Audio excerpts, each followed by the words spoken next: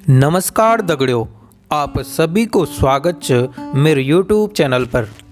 दगड़ियों, आज मैं आप सभी तय उत्तराखंड की एक प्रसिद्ध लोक कथा जेको शीर्षक च गंगू रमोला का बारे में सुनोलो। जे का बारे में आपन कई जागरों में, गीतों में, लोक कथाओं में आपन सुनी होलो। जागरों में कुछ ये प्रकार से छिन। कुहला मैणा गलाडला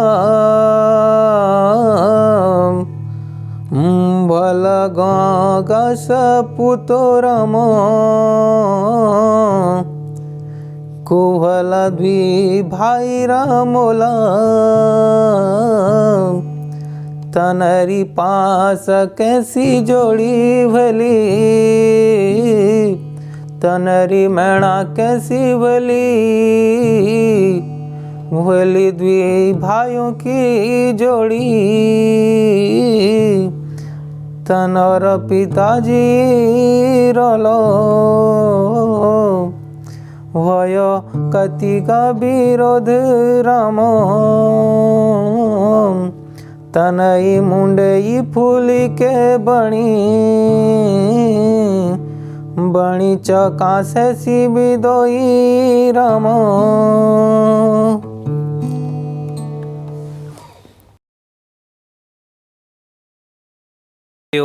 सुनी जांदू कि गंगू रमोला जो कि रमोली हाट को जागीरदार रहंदू ते का पास 12 बीसी बकरा यानी कि 240 बकरा, कई सारी भैंसी और कई गोरु बाछुरा छन। गंगू रमोला की बारी का नाच मैणावती। मैणावती के पास भी हार त्योहारों की, कपड़ों की कोई कमी नहीं छे। अपार धन संपत्ति होने का बावजूद भी गंगू तय हमेशा एक ही दुख लगे रहंदू, वो छो संतान को दुख। बस ये बातों को दुख गंगू तय सदनी लगे रहंदू कि इतनी बड़ी रमोली मैं के हाथों में छोड़ के जालू। मेरी जो अपार धन संपत्ति छन, बकरियाँ छन, गोरु छन, भैंस छन, मैं के हाथ में छोड़ के जालू। ये सोची सोची के गंगू रमोली की सारी उम्र बीती गई। पूरी मुंडई का बाल सफ़ेद हो गए, मुख पर चिमोड़ पड़ गए और अब गंगू करीब 80 साल को बुजुर्ग हो गए। अब एक दिन गंगू ने सोचा ली कि मेरी अब अवस्था होने वाइच, अब मैं अपनों राजपाट अपनों रिश्तेदारों में छोड़ दे लो। पर सबसे पहले मैं बामण जी के पास जो लूँ और अपना मृत्यु का बारे में पूछ के आलू। अब गंगुल अपने मैणा बुढ़े ते बोली, हे मैणा जरा मेरे झेई और मेरी कुंडली दिद्या दी, मैं जरा बामण जी का पास जालू और अपने मृत्यु का बारे में पूछा लूँ। अब गंगू खांसने खांसने अपनी कुंडली लेके बामण जी का चौक में पहुंची और तभी चौक में बामणी मिली। गंगू ने बामण जी ते प्रणाम करी और बामण जी ते बुलूंडते बोली। तो बामणी जी ने बामण जी ते भैर बुलाई और गंगू ने बामण जी ते प्रणाम करी और आशीर्वाद दिन बामण जी ने बोली कि यजमान जी, आज तक तो कभी आप बामणों का द्वार नहीं आई और आज क्या बात हुई कि आज आप ते हमारे चौक में ओण पड़ी।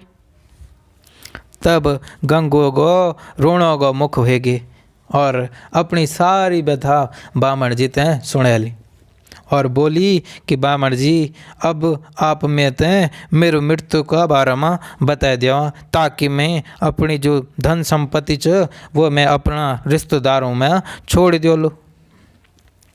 अब बामण जी ने अपनी बामणी ते बोली कि लियो बामणी, ते पीली धोती और चौक और चकुला और जरा से ते चौबाटा में जाई और तक चौबाटा को माटू भी लियो दी। और बामणी गई और सभी चीज़ों ते फटाफट ले गई। अब बामण जी पातड़ो खोली के चौक में बैठी और गंगू की कुंडली देखना लगी। बामण जी ने चकुला पर पहली रेखा खींची और बामण जी को बरवंडे घूमी गए और बामण जी ने दूसरी रेखा खींच और बामण जी का मुख पर हल्की सी मुस्कान आएगी।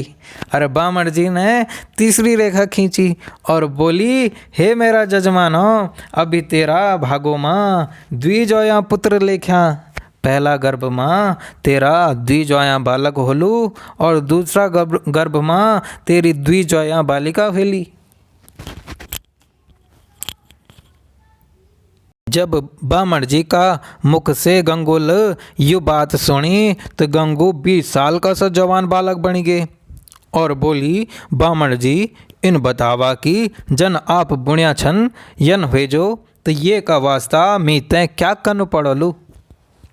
बामण जी ने बोली, यजमान जी आप इन चाणत आप तय नागों का 9 मंदिर बनानु पड़ल।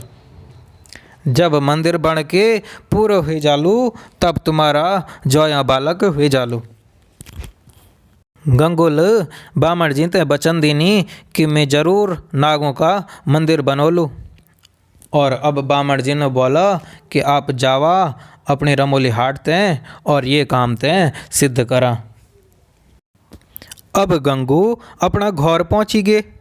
गंगू की बुआरी मैना ये देखकर अचंभित होगी, बोली कि तुम तो बोली कि मैं वापस आलू कि नहीं आलू और तुम तो बिल्कुल तरुण बन के आएगी।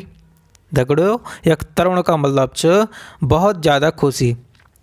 गंगू बोली, बुडली बामण जी ने बोली कि तुम्हारा जोया बालक होलू तभी मैं तरुण बन के आएगी। सुन के बुडली भी तरुण सी बन गया ही। गंगू बोली कि बामण जी ने बोलियो कि पहले तुम तय 9 मंदिर बनानु पड़ल। अब गंगू चलेगी पूरा गाँव में और जति का कारीगर छन सभी तय बुलाई और सभी तय बोलियाल कि मैंने मंदिर बनाऊँ। तो सभी अपना घोण हथौड़ी छैणी जति का औजार छन सभी लेके आ जावा। मैंने बनाऊँ नागों का मंदिर, मन बनौण भाई नागों का देवो।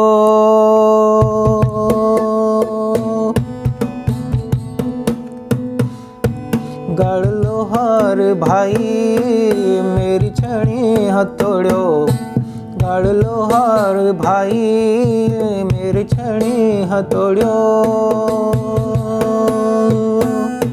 मैन बनौण भाई नागो मंदिर, मैन बनौण भाई नागों का मंदिर। लगी लोहार भाई वो घोड़े सबई, लगी लोहार भाई वो घोड़े सबई। लगी लोहार भाई वो छड़ी हथौड़ी, लगी लोहार भाई वो छड़ी हथौड़ी। छम छम बजनी वो छड़ी हथौड़ी, छम छम बजनी वो छड़ी हथौड़ी। घम घम बजनी वो घोड़े सबई, घम घम बजनी वो घोड़े सबई। वो गाना बैठेगा घोंग कटिया पथोरा, वो गाना बैठेगा घोंग कटिया पथोरा। वो गाड़े घोंगू झगड़ेला पथोरा, वो गाड़े घोंगू झंग कटिया पखोरा। झंगरेला पथोरा गंगो ने गड़ली, झंगरेला पथोरा गंगो ने गड़ली। बड़ला बैठिए वो नागों का सिरी, बण बैठी गवख नागों की सिरी। रे